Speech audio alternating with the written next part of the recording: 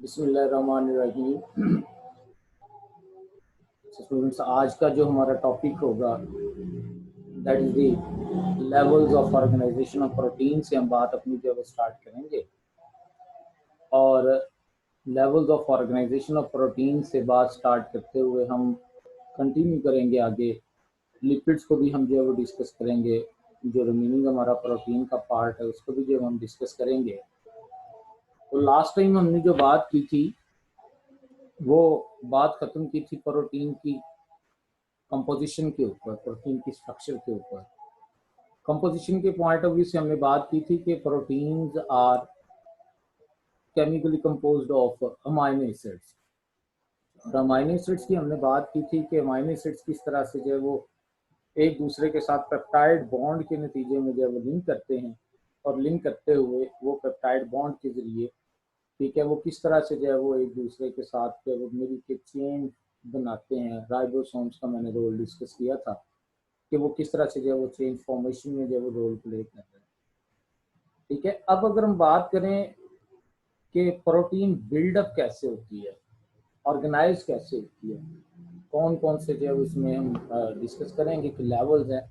तो basically 4 levels में हम प्रोटीन की ऑर्गेनाइजेशन को लेके आ सकते हैं। ठीक है, 4 लेवल्स में कि प्राइमरी स्ट्रक्चर उसकी, फिर सेकेंडरी स्ट्रक्चर डेवलप होती है, फिर टर्शरी, और फिर क्वार्टनरी। 4 जो है वो लेवल हैं प्रोटीन की ऑर्गेनाइजेशन के। इन चारों लेवल्स को जब हम डिस्कस करेंगे, ठीक है, ये ऐसी है जैसे हम बात करेंगे कि बिल्डिंग कंस्ट्रक्ट करनी है तो फौरी तौर पर तो वो बिल्डिंग नहीं खड़ी हो जाएगी। पहले हमें उसकी बेस बनाना पड़ेगी ब्रिक्स को जोड़ते हुए, फिर दीवारें खड़ी करना पड़ेंगी ब्रिक्स को जोड़ते हुए, फिर जो है वो उन दीवारों के ऊपर छत डाल के फिर उस तरह से उसके ऊपर जो है वो सीमेंट की तय और फिर पेंट वगैरह, ये वो मुख्तलिफ लेवल से गुजरते हुए वो प्रोटीन, वो बिल्डिंग डेवलप होगी। ऐसी प्रोटीन भी अगर बननी है तो ये डायरेक्ट ही वो प्रोटीन नहीं बन जाती फौरन। पहले क्या होना है कि मैं एग्जांपल के साथ ही बात कर लेता हूँ कि हीमोग्लोबिन ही बननी है। तो हीमोग्लोबिन की 4 चेन्स हैं। ठीक है, पहले नंबर पर तो वो हीमोग्लोबिन की जो चेन्स हैं वो राइबोसोम्स की मदद से अलग अलग वो चेन्स बनेंगी। वो चेन्स अपनी स्टेबिलिटी गेन करने के लिए अपने आप को ऑर्गेनाइज करेंगी, सेकेंडरी लेवल पे आएंगी, और मजीद फिर आगे स्टेबिलिटी की जानब आने के लिए वो चेन्स एक दूसरे के साथ इंटरेक्ट करेंगी, और ओवरऑल जो है वो एक कॉम्प्लेक्स हमारे पास जो है वो उसकी क्वार्टरनरी स्ट्रक्चर जो है वो बनेगी। तो प्रोटीन को अगर हम डिस्कस करें लेवल्स ऑफ ऑर्गेनाइजेशन प्रोटीन की, तो प्रोटीन की जो प्रॉपर्टीज हैं उसमें types of amino acid, number of amino acid, sequence of amino acid and organisation of amino acid in chain, ये वो चीजें हैं जो प्रोटीन की स्ट्रक्चर को डिटरमिन कर रही हैं, जो प्रोटीन की प्रॉपर्टीज को डिटरमिन कर रही हैं। हम इन सारे को वन बाय वन जब डिस्कस करते हैं कि कौन सी स्ट्रक्चर पे हमें सिर्फ उसकी अगर हम बात करेंगे कि अमाइनो एसिड्स की तरतीब नजर आएगी, कौन सी जो है वो स्ट्रक्चर है जिसमें अमाइनो एसिड की तरतीब से अगली बात आ गई कि अमाइनो एसिड एक दूसरे के साथ मजीद बॉन्डिंग कैसे होकर इंटरेक्ट होकर कैसे वो शीट बनाएंगे या हेलिक्स बनाएंगे, वो हम वन बाय वन डिस्कस कर। सबसे पहले प्रोटीन का जो लेवल है ऑर्गेनाइज होने का, that is the primary level. Primary structure, ये प्रोटीन की वो स्ट्रक्चर है जिसमें हमें प्रोटीन के अंदर नंबर ऑफ अमाइनो एसिड और सीक्वेंस ऑफ अमाइनो एसिड, ठीक है, ये हमें जो है वो पता चले। ठीक है, number of amino acid and sequence of amino acid, ये जो नंबर ऑफ अमाइनो एसिड और सीक्वेंस ऑफ अमाइनो एसिड जो है हमें पता चलना है, और टाइप्स ऑफ अमाइनो एसिड भी, ये डिटरमिन करते हैं बेसिकली न्यूक्लियोटाइड्स की अरेंजमेंट। मैसेंजर आरएनए में किस तरह के न्यूक्लियोटाइड्स हैं, ठीक है।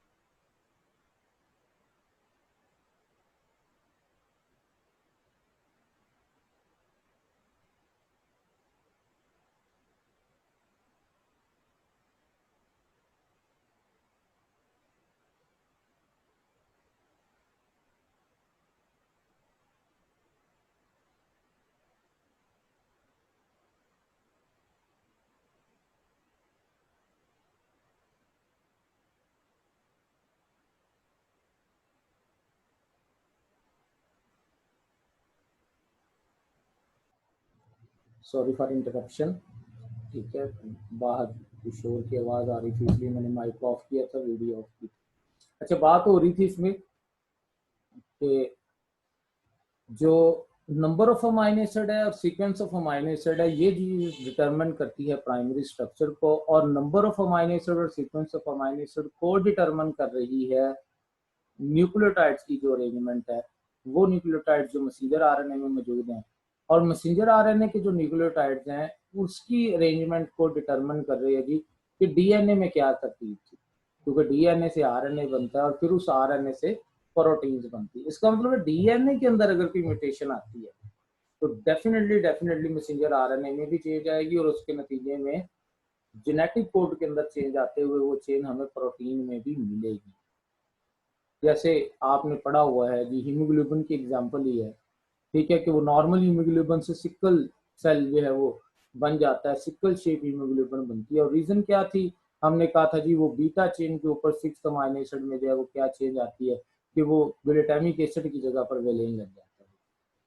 ठीक है, प्राइमरी स्ट्रक्चर में हमें चीज जो डिटरमिन होती है वो नंबर ऑफ अमाइनो एसिड के किस किस प्रोटीन में कितनी नंबर में है। जैसे हम बात करें जो इंसुलिन है तो उसमें 51 अमाइनो एसिड है, 2 चेन्स की सूरत में, एक में 30 है और एक में जो है 21 है। इस तरह से अगर हम बात करें हीमोग्लोबिन में 574 अमाइनो एसिड है, 2 चेन्स अल्फा हैं, 2 चेन्स बीटा हैं। अल्फा चेन्स के अंदर जो 141 अमाइनो एसिड है, बीटा में 146 अमाइनो एसिड है।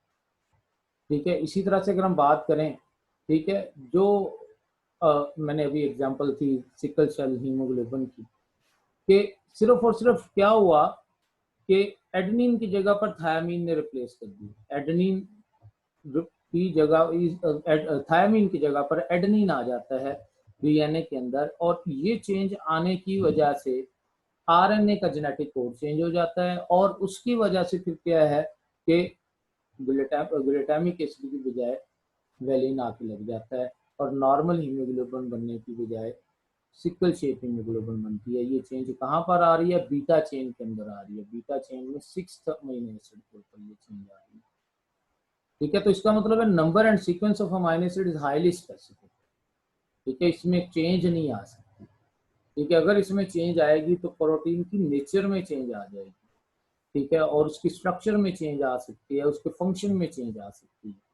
ठीक है, ये जरूरी है कि हाईली स्पेसिफिक सीक्वेंस के तहत ही ये चीज, स्पेसिफिसिटी को डिटरमिन करने में मैंने अभी बात की कि मैसेंजर आरएनए और फिर पीछे डीएनए की बात की। सेम मैंने इंसुलिन की एग्जांपल दी। ठीक है, तो इंसुलिन की जब वो एक एक चेन में हमें नजर आएगा कि किस तरह से कितने अमाइनो एसिड की तादाद, मतलब एक चेन के अंदर 30 है तो दूसरी चेन के अंदर जो है वो 21 है। अब नेक्स्ट अगर हम बात करें कि ये जो हमारे पास क्वेश्चन यहाँ से किस तरह से, मतलब मैं एक एग्जांपल देता हूँ। क्वेश्चन आपके पास है जी कि number of amino acid in number of amino acid in insulin are 51। ठीक है, what will be the number of peptide bond. आपके पास अमाइनो एसिड की तादाद 51 है।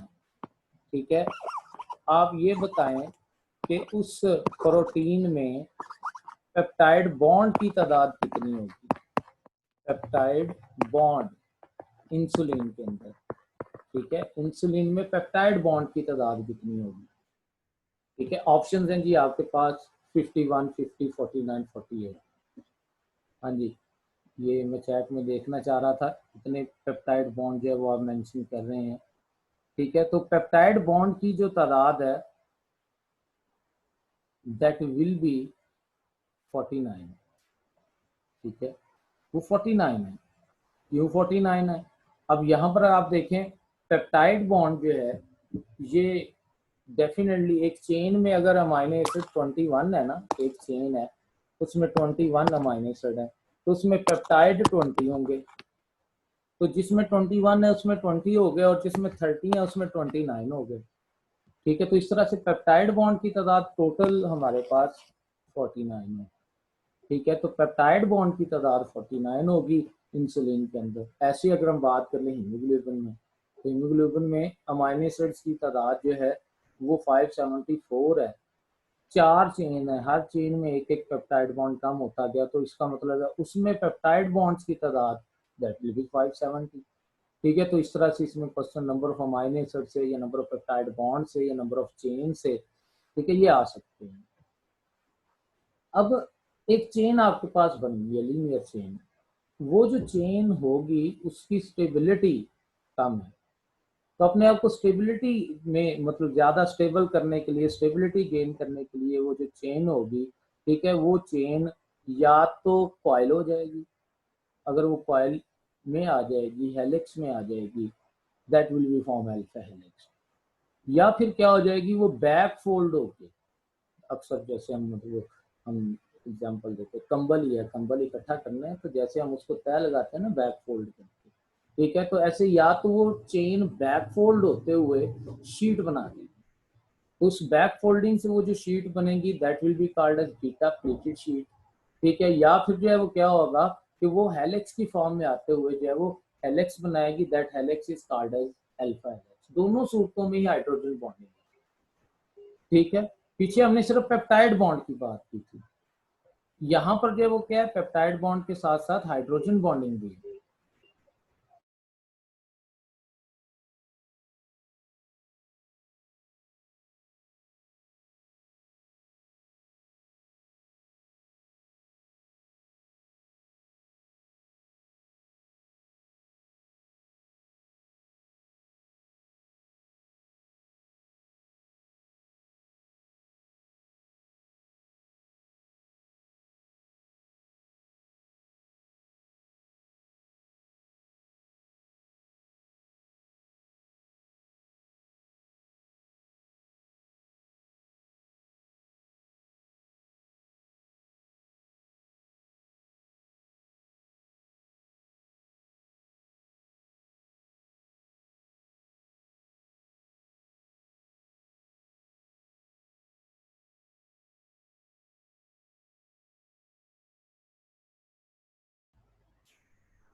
मैं लेक्चर्स जो है वो ड्राइंग रूम में बैठ के देखता हूँ, तो वो रोड के बिल्कुल पास ही है, तो वो कभी बाहर से जो है वो कोई कुल्फी वाला गुजर रहा है, कभी बाहर से कोई और चीज़ बेचने वाला गुजर रहा है, वो बार बार आवाज़ आ रही थी और वो इंटरप्शन हो रही थी आज, ठीक है, तो वो इसलिए मुझे एक दो दफ़ा माइक बंद करना पड़ा।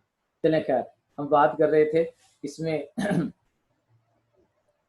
कि बीटा प्लेटेड शीट और अल्फा हेलिक्स की बात हो रही थी, कि ये अपने आप को स्टेबल रखने के लिए जो है वो जरूरी है कि या हेलिकल फॉर्म में आ जाए, ठीक है, या फिर जो है वो क्या हो जाए कि ये हमारे पास जो है वो शीट की फॉर्म में जो है वो आ जाए, तो ये दोनों चीजें जो है वो हमारे पास होगी, ठीक है। अब हम नेक्स्ट बात करते हैं कि ये जो सेकेंडरी स्ट्रक्चर हमारे पास बन गई, इस लेवल पे आके प्रोटीन की शेप अभी फाइबरस है, ठीक है, ये स्ट्रक्चर अपने आप को मजीद स्टेबल करने के लिए क्या करती है, टर्शियरी स्ट्रक्चर में लेके आती है, ठीक है, यानी कि कॉइल्ड फॉर्म में हमारे पास अल्फा हेलिक्स है, या जब वो हमारे पास शीट फॉर्म के अंदर बीटा प्लेटेड शीट है, तो ये शीट या ये जो हेलिक्स है ये मजीद फोल्ड हो जाता है, ठीक है, मजीद कॉइल हो जाता है, और इसकी ये कॉइलिंग ये देखे जैसे कि ये बीटा प्लेटेड शीट है और ये शीट मजीद एक दूसरे के ऊपर कॉइल हुई हुई, या ये अंदर ये अल्फा हेलिक्स है और ये हेलिक्स कॉइल हुआ है, ठीक है, तो इसका मतलब है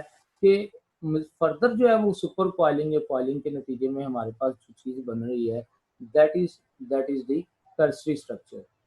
प्राइमरी स्ट्रक्चर में सिर्फ पेप्टाइड बॉन्ड होते हैं, सेकेंडरी स्ट्रक्चर में हाइड्रोजन बॉन्डिंग होती है, टर्शरी स्ट्रक्चर के अंदर आपके पास जो है वो हाइड्रोजन बॉन्डिंग के साथ साथ आयनिक बॉन्डिंग भी आती है और डाइसल्फाइड ब्रिजेस आते हैं, मेन चीज जो है वो डाइसल्फाइड ब्रिजेस है, ठीक है, टर्शरी स्ट्रक्चर के अंदर।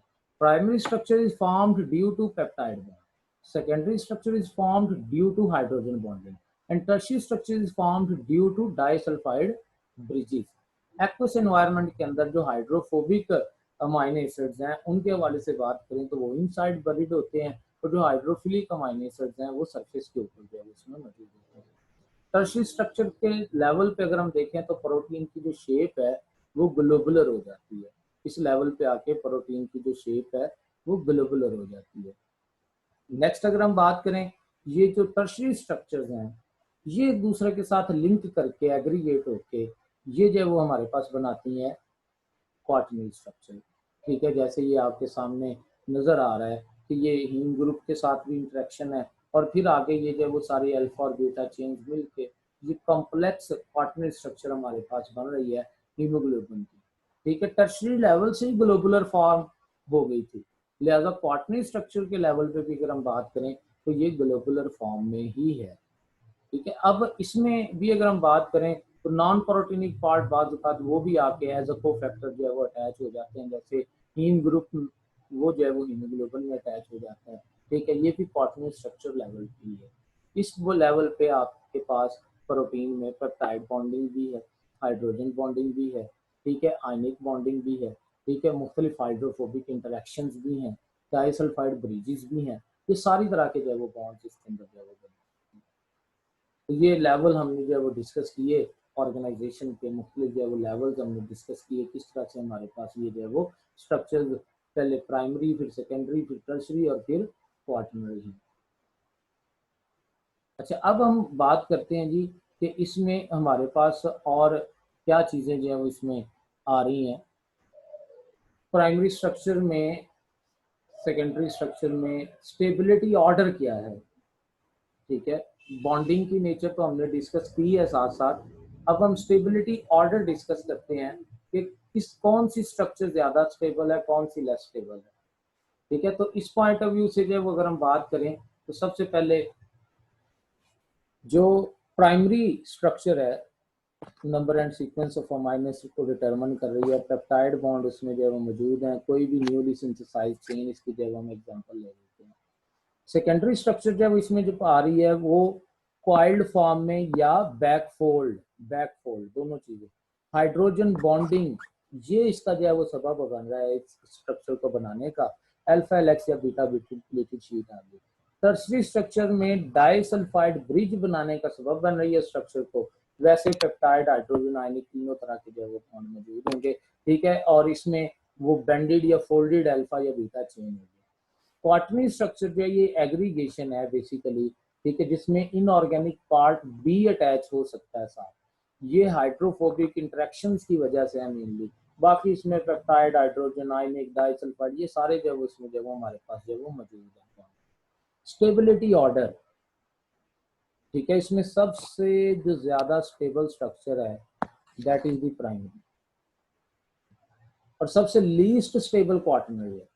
मतलब आप अगर एक प्रोटीन की डीनेचुरेशन होती है ना, तो उस डीनेचुरेशन में सबसे पहले उस प्रोटीन की क्वार्टरनरी स्ट्रक्चर टूटेगी, फिर उसकी सेकेंड टर्शरी स्ट्रक्चर टूटेगी, फिर सेकेंडरी, और सबसे एंड पे पेप्टाइड बॉन्ड यानी कि अमाइनो एसिड एक दूसरे से अलग अलग होंगे, तो सबसे एंड पे जो है उसकी प्राइमरी स्ट्रक्चर जो है वो खत्म होगी।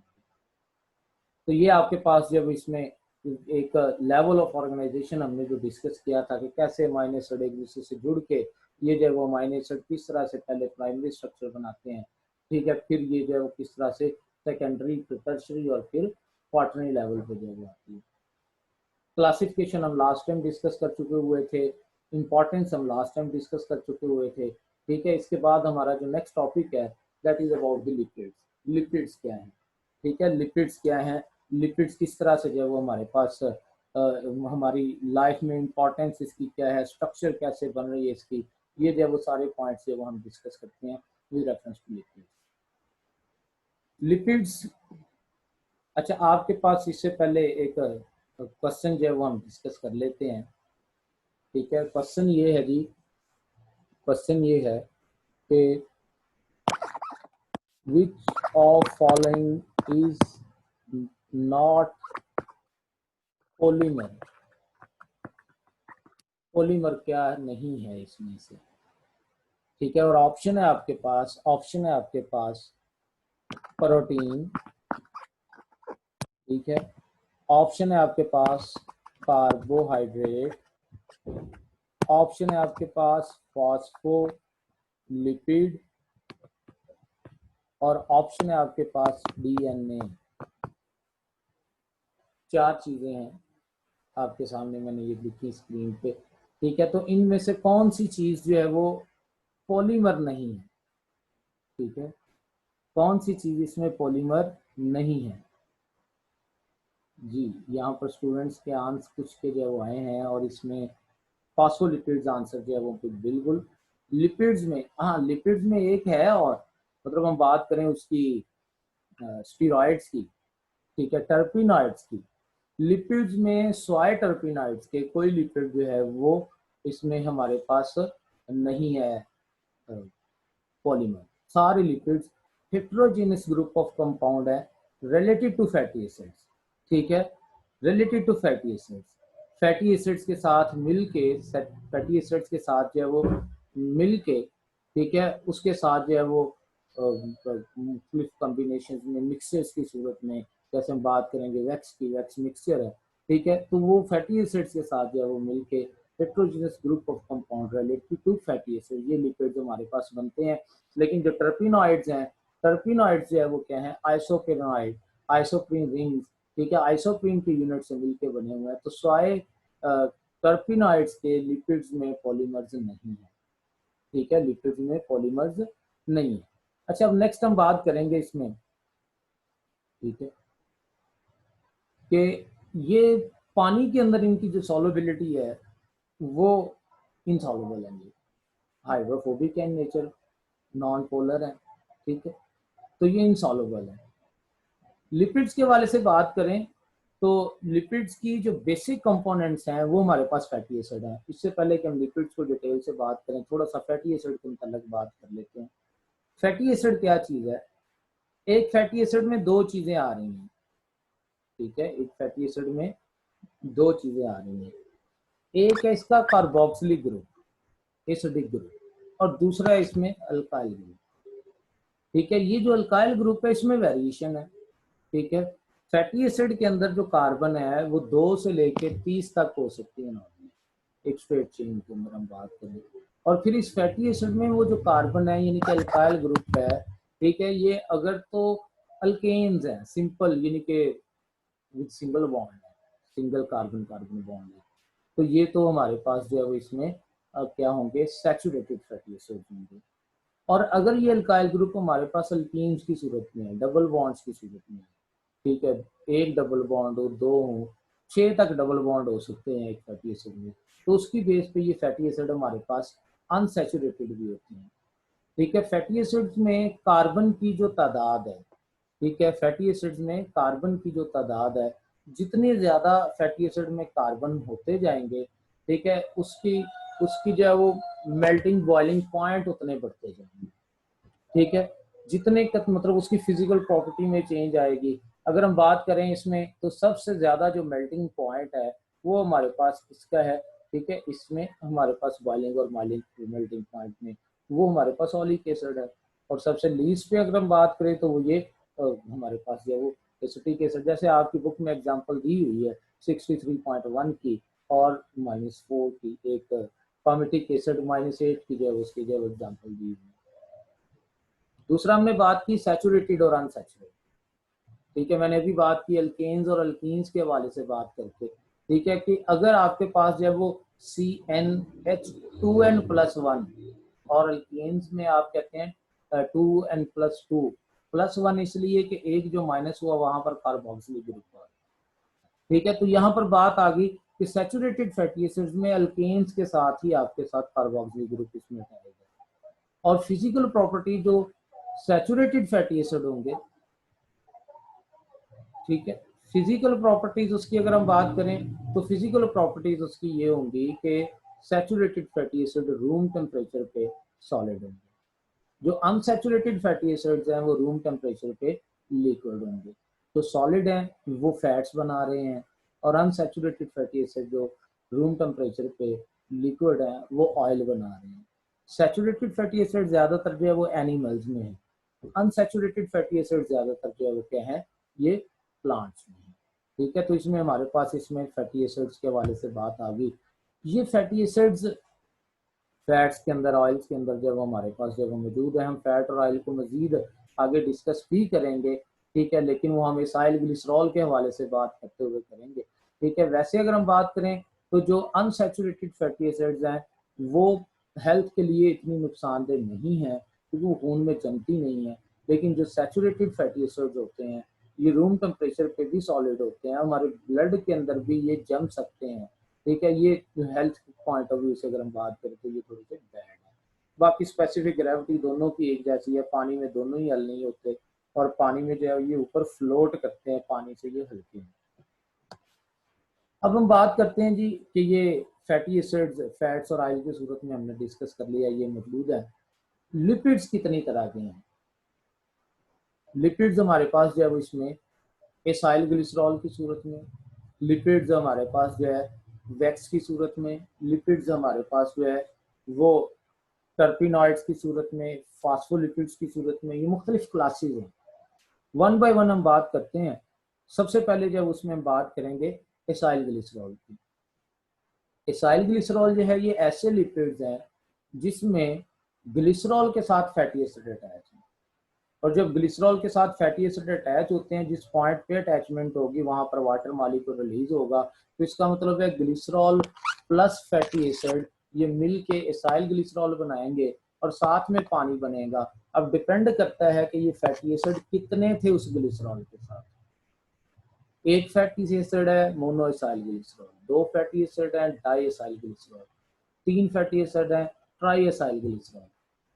लेकिन ये जो ग्लिसरॉल यानी कि अल्कोहल के साथ ये जब भी फैटी एसिड मिल रहा है, तो फैटी एसिड और अल्कोहल के मिलने से इस्टर्स बनते हैं, ठीक है, इस्टर मॉलिक्यूल हमारे पास, क्योंकि दोनों के दरमियान जो लिंकेज है हम उसको इस्टर लिंकेज भी कहते हैं, ठीक है। और इस प्रोसेस को हम एस्ट्रिफिकेशन भी नाम देते हैं। तो जैसे ये आपके सामने एग्जांपल है, एसिटिक एसिड है और ये अल्कोहल के साथ मिल रहा है, ठीक है, तो अल्कोहल का जो है वो OH ग्रुप और एसिडिक का H ग्रुप ये मिल के ये क्या करेंगे, वाटर मॉलिक्यूल बनाएंगे, और इस तरह से यहाँ पर जो है हमारे पास जो है वो एक ईस्टर जो है वो बन जाएगा, ठीक है, और साथ में वाटर मॉलिक्यूल जो है वो रिलीज होगा। ये आपकी बुक के अंदर एक एग्जांपल दी हुई है। आप इस एग्जांपल में देखें, एक ग्लिसरॉल का मॉलिक्यूल दिखाया गया है और ग्लिसरॉल के साथ तीन फैटी एसिड लगे हुए दिखा रहे हैं। तो अल्कोहल अपना OH ग्रुप देगा और एसिड से H मिलेगा in the presence of enzymes. यहाँ पर जो है वो एस्ट्रिफिकेशन हुई, एक फैटी एसिड अटैच हो गया, ऐसे दूसरा अटैच हो गया, ऐसे तीसरा अटैच हो गया। तो चूंकि ग्लिसरॉल के साथ तीन फैटी एसिड अटैच हो रहे हैं, so it is try acyl glycerol. दो होते तो डाई एसाइल, सिंगल होता तो मोनो एसाइल ग्लिसरॉल, ठीक है। तो ये मुख्तलिफ तरह के हमारे पास लिपिड्स ये आ रहे हैं। तो ये मुख्तलिफ तरह के जो लिपिड्स आ रहे हैं, इसके जो पीछे रीज़न है वही कि हम बात कर रहे हैं इसमें मोनोसाइल, डाईसाइल और ट्राईसाइल जो है वो ग्लिसरॉल। Just a break.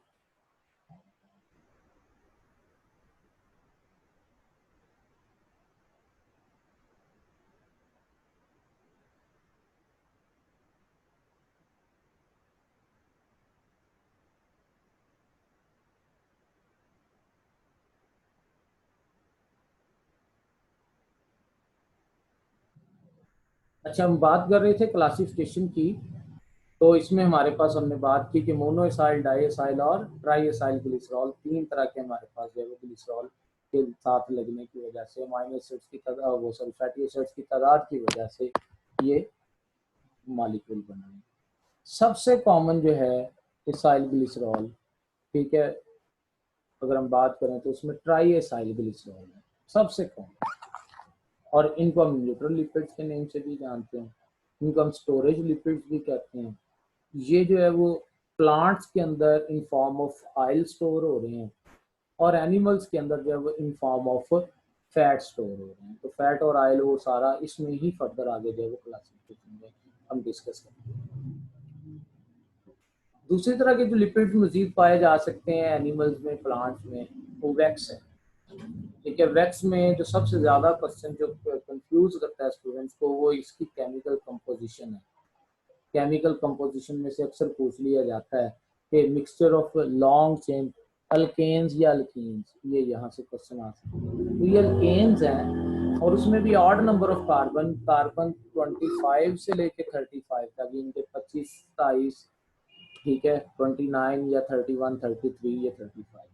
उसके अलावा alcohols, ketones and asters of long chain fatty acids, ठीक है, asters of long chain fatty acids, ये सारी स्ट्रक्चर्स जो इसमें हमारे पास मिलेंगी। तो इनके मिलने से हमारे पास जो मिक्सचर बनेगा, that mixture is called as wax. ये जो मिक्सचर है हम आर्टिफिशियली भी बना सकते हैं और आर्टिफिशियल वैक्स बनती भी है। अब वैक्स जो है ये फ्रूट्स के ऊपर, लीव्स के ऊपर एक कोटिंग की सूरत में मौजूद है और वाटर लॉस से भी बचा रही है, एब्रेसिव डैमेज से भी बचा रही है, रगड़ वगैरह लगने से कोई डैमेज ना हो, पानी डिहाइड्रेट ना हो, ये सारी चीजें। और यही वजह है कि हमें जो फ्रूट्स हैं, लीव्स हैं, ये बड़े शाइनी नजर आते हैं। ठीक है, उसके अलावा जो है ये बैरियर के तौर पर इंसेक्ट्स पे भी है, एनिमल्स में भी है, बर्ड्स के ऊपर भी है। ठीक है, तो ये बेसिकली इसका जो रोल है दैट इज द इंसुलेशन। ठीक है, और प्रिवेंट डिहाइड्रेशन। एक और टाइप जो लिपिड्स की है वो फास्फोलिपिड्स है हमारे पास। फास्फोलिपिड्स क्या है? फास्फोलिपिड्स ये हमारे पास जो है वो कॉम्बिनेशन है, ठीक है, किस चीज का? फास्फाटिडिक एसिड का और नाइट्रोजनस बेस का। फर्स्ट ऑफ ऑल तो फास्फाटिडिक एसिड क्या चीज है? फास्फाटिडिक एसिड है कि आपके पास ग्लिसरॉल हो, 2 फैटी एसिड हो, ठीक है, और एक फास्फोरिक एसिड हो, फॉस्फेट ग्रुप। ये मिलके जो है वो यानी कि 2 ग्लिसरॉल, एक ग्लिसरॉल, 2 फैटी एसिड और एक फास्फोरिक एसिड मिलके ये फास्फाटिडिक एसिड बनाते हैं। और इनके साथ अटैच होती है नाइट्रोजनस बेस, और नाइट्रोजनस बेस जो अटैच होती है वो लीनियर होती है, रिंग फॉर्म वाली नहीं होती। जो आप डीएनए आरएनए में पढ़ते हैं वो रिंग फॉर्म वाली होती है।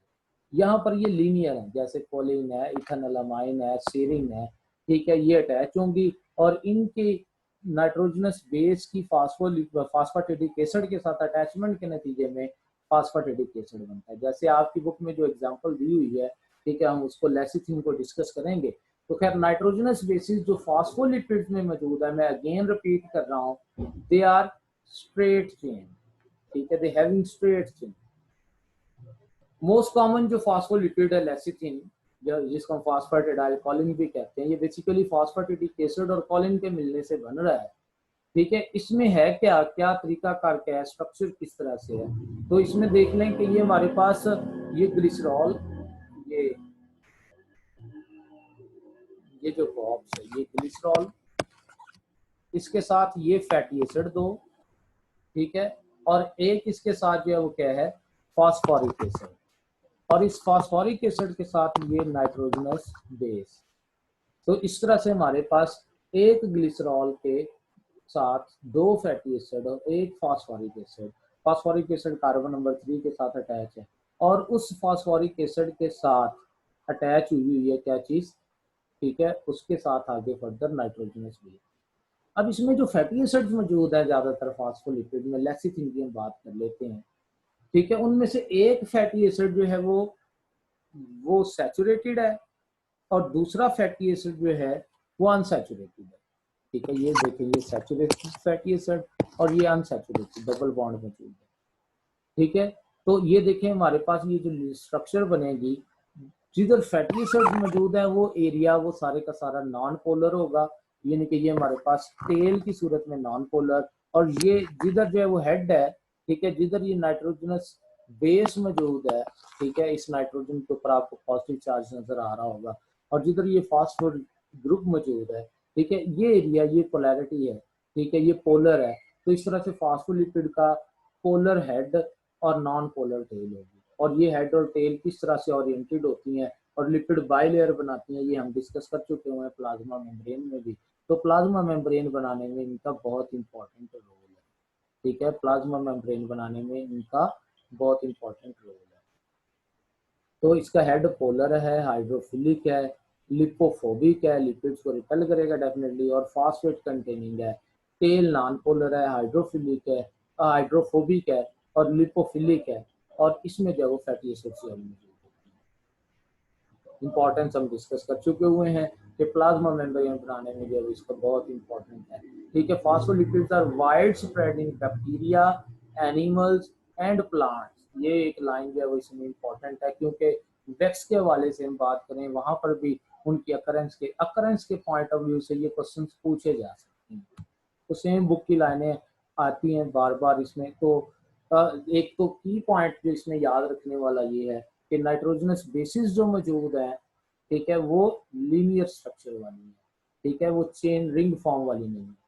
आखिरी क्लास टर्पिनॉइड्स हैं, और टर्पिनॉइड्स में पहले बता चुका हूँ कि ये हमारे पास जो है वो पॉलीमर्स हैं आइसोप्रेनॉइड यूनिट्स की, ठीक है। और इसकी एग्जांपल्स में हमारे पास जो है वो रबर है, इसकी एग्जांपल्स में स्टीरॉइड्स हैं, टार्पिन है, ठीक है, कैरेटिनॉइड्स हैं, ये मुख्तलिफ जो है इसके एग्जांपल्स हैं। तो ये कई दफ़ा क्वेश्चन पूछा जा चुका हुआ है कि terpenoids are made up of simple repeating unit called as isoprenoids हैं, या विच वन इज डिफरेंट। चारों ऑप्शन दिए हुए हैं, जैसे सपोज एसाइल ग्लिसरॉल, वैक्स, ठीक है, फास्फोलिपिड और टर्पिनॉइड, चारों ऑप्शन दिए हैं। पूछ लिया गया है विच वन इज डिफरेंट, तो डिफरेंट जो है वो हमारे पास क्या चीज़ है, टर्पिनॉइड्स हैं। क्यों डिफरेंट है, रीजन सिंपल है, दैट इज द पॉलीमर, और बाकी हेट्रोजेनस ग्रुप ऑफ कंपाउंड है, ठीक है। तो ये हमारे पास टर्पिनॉइड्स के हवाले से बात आ गई कि टर्पिनॉइड्स जो हैं ये आइसोप्रेन रिंग से बने हुए हैं। तो ये रबर, कैरोटिनॉइड्स, टार्पिन और स्टीरॉइड्स जो है वो मुख्तलिफ इसकी जो है वो हमारे पास ये एग्जांपल्स हैं। That is about the lipids. Next time इसमें थोड़ी सी इंपॉर्टेंस पॉइंट ऑफ व्यू से रह गया कि ये एनर्जी स्टोरेज भी करवा रहे हैं, मेम्ब्रेन्स को भी बनवा रहे हैं। हाँ, एनर्जी इसमें बड़ी ज़्यादा स्टोरेज हो रही है, क्यों, कार्बन हाइड्रोजन बॉन्डिंग की वजह से। उसके अलावा हीट के अगेंस्ट इंसुलेंट है, डिहाइड्रेशन से बचा रहे हैं, एब्रेसिव डैमेज से बचा रहे हैं, एक्सोस्केलेटन का पार्ट है, ये मुख्तलिफ जो है इसके फंक्शन है। ठीक हो गया, ये इसकी इंपॉर्टेंस है लिपिड्स की। बाकी हर एक पॉइंट की हमने अलग से भी इंपॉर्टेंस डिस्कस की थी। That is about the lipids. इंशाल्लाह हम